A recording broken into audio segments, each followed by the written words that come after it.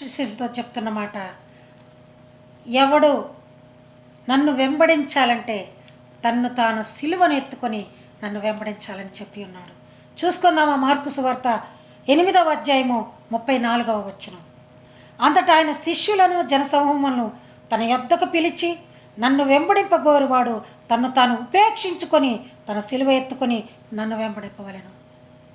తన సిలువనెత్తుకొని తను చేసిన పాపములు ప్రతిరోజు కూడా గుర్తు చేసుకుంటూ ఆ పాపములు మోసుకుంటూ దేవుని సన్నిధికి రావాలంట, దేవుని ప్రార్థించాలంట. తన ప్రాణమును రక్షించుకొనగోరువాడు దాన్ని పోగొట్టుకొను. దాని నిమిత్తం సువార్త నిమిత్తము తన ప్రాణమును పోగొట్టుకున్నవాడు దాన్ని రక్షించుకొను. ఒకవేళ సువార్త నిమిత్తం నీవు ప్రాణం పోగొట్టుకుంటే అది ఖచ్చితంగా ప్రాణం దొరుకుతుందంట. ఎక్కడ? పరలోక రాజ్యంలో, ఇక్కడ కాదు.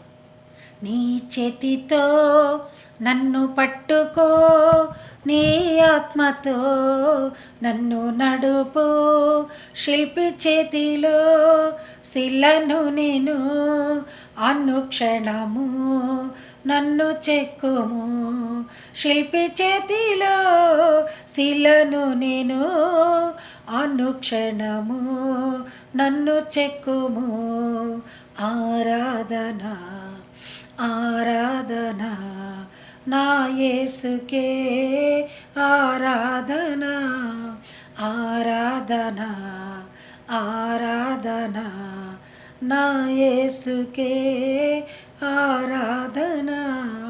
నీ చేతితో నన్ను పట్టుకో, నీ ఆత్మతో నన్ను నడుపు, శిల్పి చేతిలో శిలను నేను, అనుక్షణము నన్ను చెక్కుము. శిల్పి చేతిలో శిలను నేను, అనుక్షణము నన్ను చెక్కుము. ఖచ్చితంగా మనల్ని చెక్కాలంటే ఆయనే చెక్కాల. ప్రతిదినము నీ సిలువనెత్తుకొని బయలుదేరు, ఆయనను వెంబడించు, ప్రతి పాపమును విడిచిపెట్టి ఆయనతో జీవించు అన్నాడు. యేసేపు పాపం అనే వస్త్రమును విడిచేసి పోతిఫరు భార్య చేతిలో నుంచి ఆ వస్త్రమును విడిచేసి పాపాన్ని వదిలేసి వచ్చినట్లుగా చూస్తున్నాం. సమరయ స్త్రీ కూడా తన పాప కుండను విడిచిపోయినట్లు చూస్తున్నాం. పౌలు గారు ఈ లోకంలో సమస్తమైన లాభసాటివన్నీ కూడా నష్టంతో ఎంచుకొంచున్నానని చెప్పి ఉన్నాడు. అలాగే అబ్రహాం కూడా స్వదేశమును సొంత వారిని విడిచిపెట్టి రమ్మన్నప్పుడు అలాగే విడిచిపెట్టి వచ్చాడు. ఈరోజు నీ సిలువను ఎత్తుకొని పాపమును విడిచిపెట్టి ఆయనను వెంబడించు, ఖచ్చితంగా రక్షణ పొందుతావు. God bless you all.